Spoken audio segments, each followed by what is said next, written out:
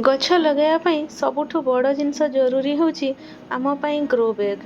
କୁଣ୍ଡରେ ଯେ ତ ଛୋଟ ଛୋଟ ଗଛ ଭଲ ହୁଏ, କିନ୍ତୁ ବଡ଼ ବଡ଼ ଗଛ ଲଗାଇବା ପାଇଁ ଆମକୁ ଗ୍ରୋ ବ୍ୟାଗ୍ର ଦରକାର ପଡ଼ିଥାଏ। ତା ସହିତ ମାଟିର ମଧ୍ୟ ପ୍ରଚୁର ଦରକାର ପଡ଼ିଥାଏ। ମୁଁ ଏହି ଭିଡ଼ିଓରେ ଆପଣମାନଙ୍କୁ ଏହି ସମସ୍ୟାର ସମାଧାନ କରି ଦେଖାଇବା ପାଇଁ ଚେଷ୍ଟା କରୁଛି।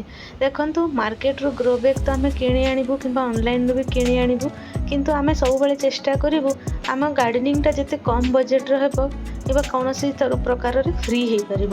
ତ ମୁଁ ଆପଣଙ୍କୁ ଏଇ ବସ୍ତାରେ ଗୋଟେ ଗ୍ରୋ ବ୍ୟାଗ୍ ବନେଇବା ଦେଖାଉଛି। ଦେଖନ୍ତୁ, କିଛି ନାହିଁ, ବସ୍ତାର ଟପ୍ଟାକୁ ମୁଁ ଟିକେ କାଟି ନେଇଛି, ଯେଉଁଟାକି ମୁଁ ବସ୍ତାରେ ବାନ୍ଧିବା ପାଇଁ ସୁବିଧା ହେବ ବୋଲି। ବସ୍ତାର ଦୁଇ ପଟ କୋଣକୁ ଦୁଇଟା ଦେଖନ୍ତୁ, କୋଣରେ କେମିତି ମୁଁ ବାନ୍ଧି ଦେଇଛି, ଗଣ୍ଠି ପକାଇ ଦେଇଛି। ସେମିତି ଆପଣ ଯେଉଁ ପଟଟେ ସିଲେଇ ପଡ଼ିଥାଏ ସେଇ ପଟଟି ବାନ୍ଧି ନେବେ।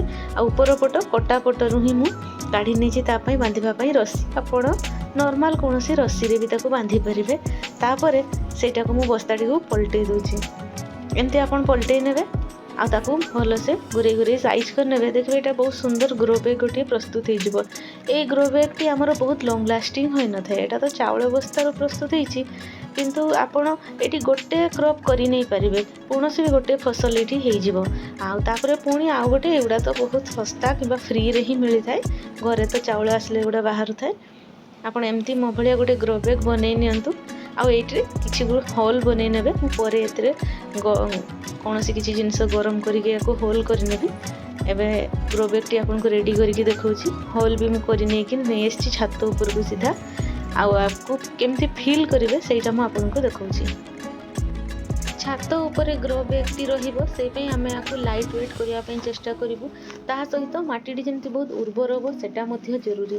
ତ ପ୍ରଥମେ ମୁଁ ଘରେ ବହୁତ ସାରା କାଗଜ ଏମିତି ରହିଥିଲା, ତାକୁ ଏମିତି ମୁଁ କାଟିକି ନେଇଛି। ଢେର ସାରା କାଗଜ ମୁଁ ଜମା କରି ନେଇଛି। ମୋ ପାଖରେ ଏବେ ଶୁଖିଲା ପତ୍ର ଆଭେଲେବୁଲ୍ ନାହିଁ। ବର୍ଷା ଦିନ ଶୁଖିଲା ପତ୍ର ମିଳିବା ମୁସ୍କିଲ। ଯଦି ଆପଣ ଶୁଖିଲା ପତ୍ର ଷ୍ଟୋର୍ କରୁଛନ୍ତି, ୟା ବଦଳ ଆପଣ ଶୁଖିଲା ପତ୍ର ୟୁଜ୍ କରିପାରିବେ। ତାପରେ ଗାର୍ଡ଼େନ୍ର କିଛି କଞ୍ଚା ପତ୍ର ମଧ୍ୟ ମୁଁ ବାହାର କରିଥିଲି, ବୁଢ଼ା ପୁରୁଣା ପତ୍ର ସବୁ ଗଛରୁ। ସେଇଗୁଡ଼ାକୁ ନେକ୍ସଟ ଲେୟରରେ ମୁଁ ଏଠି ଢାଳି ଦେଉଛି। ଆପଣ ଏଠି ପ୍ରଥମେ ଶୁଖିଲା ପତ୍ର କି କାଗଜ ଦେଇ ଏମିତି ଗ୍ରୀନ୍ ଯାହା ବି ଆପଣଙ୍କ ପାଖରେ ଅଛି ପତ୍ର, ସେଗୁଡ଼ା ସବୁ ଏଠି ଦେଇପାରିବେ। ଏବେ 2ଟା ଲେୟର ଏଠି ମୁଁ ବନେଇ ସାରିଲିଣି। ତା ଉପରେ ଆମେ ଘରେ ରଖିଥିବା ଯେତେ ସବୁ କିଚେନ୍ରୁ ବାହାରୁଥିବା ପରିବା ଚୋପା, ସେଗୁଡ଼ିକୁ ଆପଣ ନିଶ୍ଚୟ ଗାର୍ଡ଼େନ୍ରେ ୟୁଜ୍ କରନ୍ତୁ। ଆପଣଙ୍କ ଲାଇଟ୍ ୱେଟ୍ ସଏଲ୍ ବି ହେବ, ଆଉ କିଛି ଜିନିଷ ଫିଙ୍ଗାରେ ବି ଯିବନି।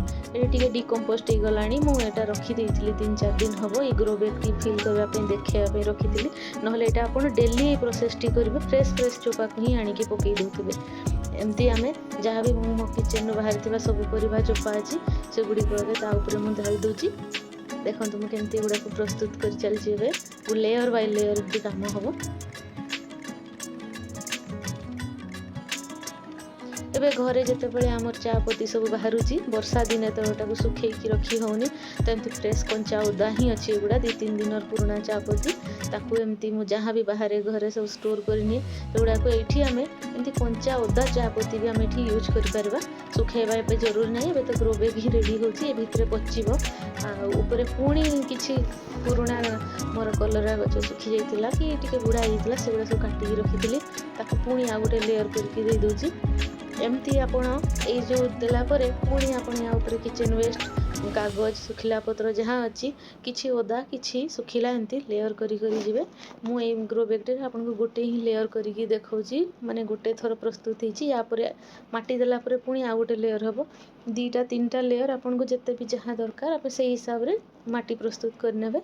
ଆଉ ଏଇଠି ଆମେ ଫଞ୍ଜିସାଇଡ଼୍ ହିସାବରେ ମୁଁ ପାଉଁଶକୁ ଦେଇ ଦେଉଛି 2 ମୁଠା। ଆପଣ ହଳଦୀ ଗୁଣ୍ଡ ବି ଦେଇପାରିବେ କିମ୍ବା ମାର୍କେଟର କୌଣସି ଫଞ୍ଜିସାଇଡ଼୍ ଆଣିକି ବି ଦେଇପାରିବେ। ଆଉ ଏଇସବୁ ପ୍ରୋସେସ୍ଟା ଫାଷ୍ଟ କରିବା ପାଇଁ ମୁଁ ଯାହା ବି କମ୍ପୋଷ୍ଟିଂ ପ୍ରୋସେସ୍ଟା ଟିକେ ଜଲ୍ଦି ଏଠି ମାଟି ରେଡ଼ି ହେଉ, ସେଇଥିପାଇଁ ମୁଁ ଏଠି ବର୍ମି କମ୍ପୋଷ୍ଟ 2 ମୁଠା ଦେଇଦେଲି। ଆଉ ତା ଉପରେ ଦେଇଦେଲି ପୁଣି ଗୋଟେ ମଗ୍ ଏଠି ମୁଁ ମାଟି ନେଇଛି, ବେଶୀ ମାଟି ଦେଇନି, କାହିଁକିନା ମୁଁ ୟା ଉପରେ ଆଉ ଗୋଟେ ଲେୟର କରିବି। ନହେଲେ ଏଠି ଫାଇନାଲ୍ ମାଟି ଯଦି ଦେବାର ଥାନ୍ତା, ଏଇଠି 3-4 ମଗ୍ କି 5 ମଗ୍ ମାଟି ମୁଁ ଦେଇ ଦେଇଥାନ୍ତି। କିନ୍ତୁ ମୁଁ ଏଇଠି ଯେଉଁ ଲେୟରଟା କରିକି ଆପଣଙ୍କୁ ଦେଖାଉଛି, ଏଇଟା ଟିକେ ଦବିଗଲେ ପୁଣି ମୁଁ ୟା ଉପରେ ଆଉ ଗୋଟେ ଲେୟର ମଧ୍ୟ କରିବି। ସେଇଥିପାଇଁ ଆଉ କିଛି କାଗଜ କଟା ମୋ ପାଖରେ ଆହୁରି ବଚିଥିଲା, ମୁଁ ଏବେ ତା ଉପରେ ମଧ୍ୟ ଆଉ ଥରେ ଦେଇଦେଲି। ନହେଲେ ଆଉ ଗୋଟେ ଲେୟର କଲାବେଳେ ଏ କାଗଜ ଦେବା ବି ଦରକାର ନାହିଁ, ଏକଦମ ଫାଇନାଲ୍ ଉପରେ ଦେଲେ ବି ଚଳିବ। ଆଉ ଯେତେବେଳେ ଆପଣଙ୍କ ପୁରା ଲେୟରଟି କମ୍ପ୍ଲିଟ୍ ହେଇଯାଉଛି, ସେତେବେଳେ ଆମେ ଏଠି 2-3 ଇଞ୍ଚର ଲେୟରର ମାଟି ଦେଇଦେବା। ମାସେ ଭିତରେ ଆମର ରେଡ଼ି ହେଇଯିବ। ଦେଖନ୍ତୁ ଆଗରୁ ମୁଁ ଏମିତି ରେଡ଼ି କରିକି ଏଠି ରଖିଛି। ଏଗୁଡ଼ିକ ଦୁଇଟା ଲେୟର କରି ଫାଇନାଲ୍ ଉପରେ ମୁଁ ମାଟି ଦେଇ ଦେଇଛି।